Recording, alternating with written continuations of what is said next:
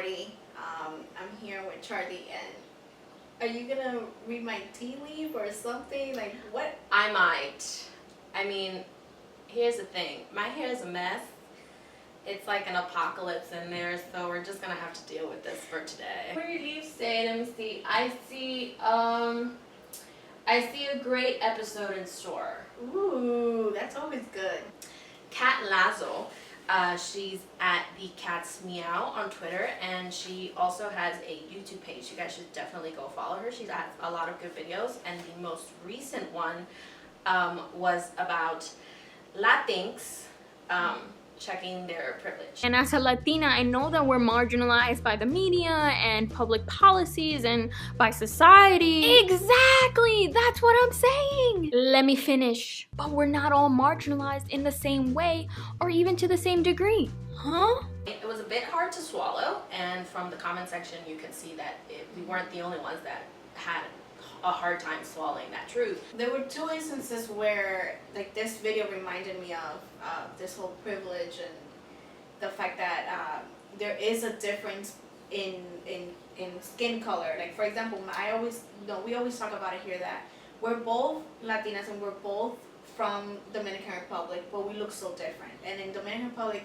no matter what anybody says to me, within my family there's a variety of hair color, hair texture. So I never really saw it as something that's different. But there were two instances. One was when I was doing my citizenship. I was 19 years old and I was filling out the form, and I couldn't figure out what race I was. And when I went to send it in, they told me that I had my information wasn't complete. And the lady saw me and she was just, "You're white," and she like crossed out white. That was Which is one. probably something you were like, what? Yeah, me too. I was like, what? No, like I'm white? Yeah, and then so that was one, and the other one was as working for community media. One of the things that we look at is this like things through a critical lens, and one of my coworkers was like pointing out, Univision, and the people that work there, and the people that we see on camera, and how if you watch the channel, you might think that every Hispanic looks tall, light-skinned, nice, well, quote-unquote, nice, flowing, straight hair most of the time. Yes. You never really see any Afro-Latino. She was talking about it in the video when she was like dating somebody that was black. Oh my god, bro!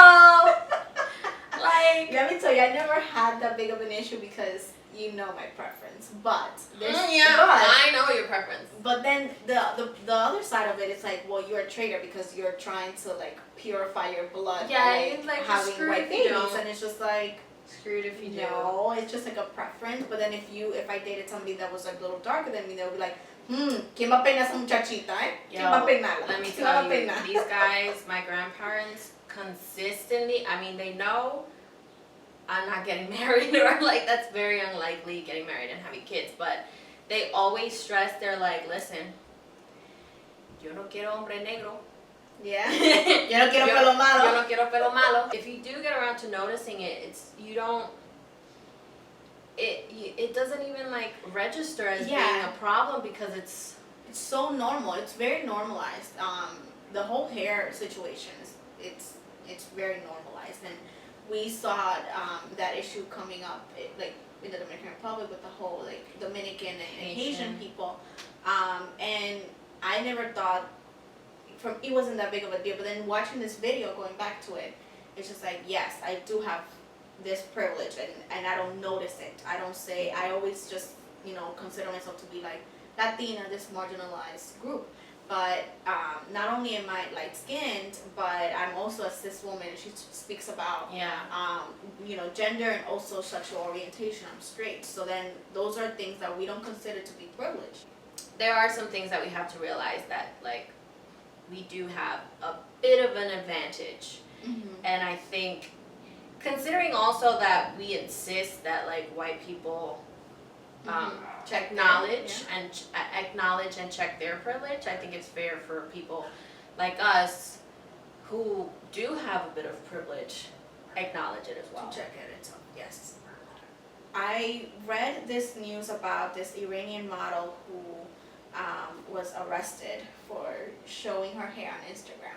I found it interesting too that like what they're trying to enforce is blocking out Western influence. Yes. So but y'all, they're cyber patrolling. Yeah. Like the internet, Instagram, and all these places. For a lot of people, it's like their voice is their way of expressing themselves. But you would never know. Again, talking about our privilege, the fact that we live here and we can do this and not get arrested. In other countries, they don't have that. Like, she was in a position where it's like she couldn't even find it in her to defend herself, and I think that's totally fair. Obviously, I'm not going to judge her for like saying, well, this is like speaking out against the whole thing, but she said Instagram models and stuff like that, like you shouldn't gain fame by losing your honor, which is to them showing their hair. In terms of looking at it in a feminist way, we're not saying that it's wrong for them to wear the hijab. It's the fact that they have no choice. Yeah, whether they want to or not. Obviously, it's difficult for us to understand because we're not a part of that culture. This reminds me also like of net neutrality and like who has control over the internet, and in that country it seems like the government has control. Us here, we have this sort of privilege, but I feel like little by little things have gotten out of control. For example, when Instagram decided not to post like women breastfeeding, we still have these kind of ridiculous cases here as well. And you know what else is ridiculous? Louisiana's House Representative Ken Harvard and his comments on like limiting the age of women who can be strippers to make and their weight. Yeah, their weight and their age, to make a point about how ridiculous like controlling like people's like rights and things are. Like he was trying to make a point, but he had to use this example to make his point. Like he used this joke and he wanted to put it as an amendment. He called it satire. Yes. Which I think people really need to learn the definition of that word. Representative Haver, are you saying that women who are over 28 or over a certain weight are not fit to be dancers or strippers? No, ma'am. I'm just worried about their health, and I wouldn't want them to hurt one another.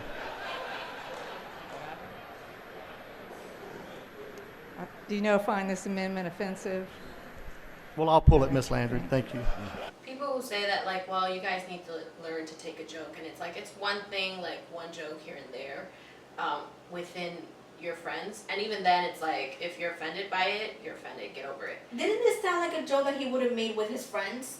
Yeah, but it's like you said, you're on the house floor. This is not the time nor the place. It's not even about the morality of it at some point. It's the fact that your taxpayers are paying you to get shit done, and you want to come out with like this stupid ass law and then come back and say that it was a joke, it was satire. I was just trying to make a point. No one knew him before, and this is what you have to show for your career. It's this sexist, stupid joke. I saw a video about the More Than Mean campaign that they were doing on Twitter. There were these two young female sports journalists who were getting constantly harassed by men online.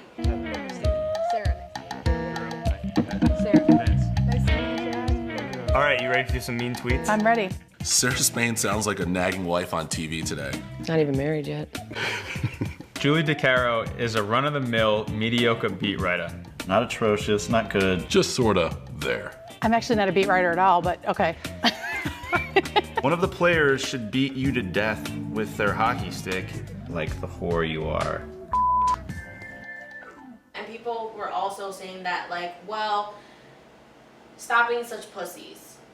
Like, get thicker skin, everybody gets harassed, everybody gets mean tweets, and people say like stupid shit to that, like that to like not just women but men as well, and it's like, No, I get it. I don't think it's at the same level. I think that this. Oh no, completely not. I think going back to, like, for example, this Louisiana representative jokes, right? The more that we allow these jokes or like these little tiny mean tweets to hang out, the more normal it becomes in our society. We don't see the line until the line has been until somebody crosses it. And I don't know if you understand what I'm saying. Like, lest we forget the times that line has been crossed. I mean, we follow Feminist Frequency and Anita Sarkeesian. She got threats and harassments, and people were like, that ain't nothing, except that it was a thing, and they got like her address, and it became a very, very real and a very dangerous situation. Just because of being a woman, like this is what I feel like a lot of people don't understand. It's just that it was because they're women. It's not because. So this is why it hurt me, and this is why like I felt emotional when I saw it, was because what they were saying were things that people have said to just women in general. People again made the argument of like, well, grow thicker skin, it's not that serious. Instead of telling the harassers to stop harassing, we tell people who are being harassed to get over it. To get over it, to be more careful. Harassers are going to be around forever. We're just going to have to deal with them. But the more that we push back, the more chance of seeing a change that we see and more repercussions for it. Some good highlights. We're going to be doing highlights. That's like your thing. Highlights. I follow Latina Rebels on Instagram, and I've been seeing like all her posts about graduation camps done by immigrant students and students who have parents that have immigrated. It's just like these beautiful graduation caps decorated with like flowers and their home countries and saying things like me puse las pilas. It's just like we made it, and I love it because a lot of people believe like we drop out, like we have the highest dropouts. Congratulations! Yes. Congrats to all the grads, and we've got like grads from like, you know, Harvard and Princeton and like those big schools stuff. So really super excited to have these new Latina graduates. This Target ad, which I thought was awesome. Target usually airs like Spanish language ads during Jane the Virgin. This isn't the first time that they did it.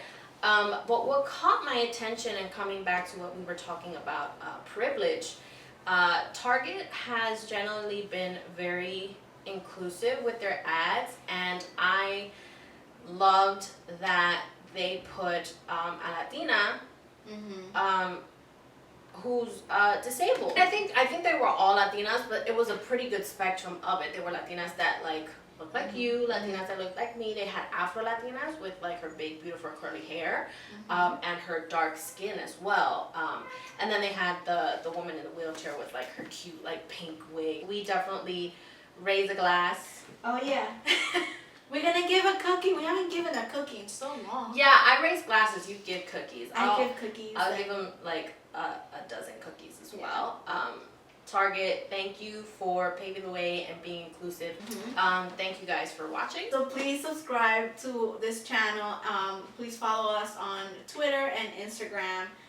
We will provide the links down below. And if you liked any of the topics that we spoke about today, hashtag it with Feminist Tea. All right, cheers. See you this week. Oh, that fly flew right in my ear. Oh.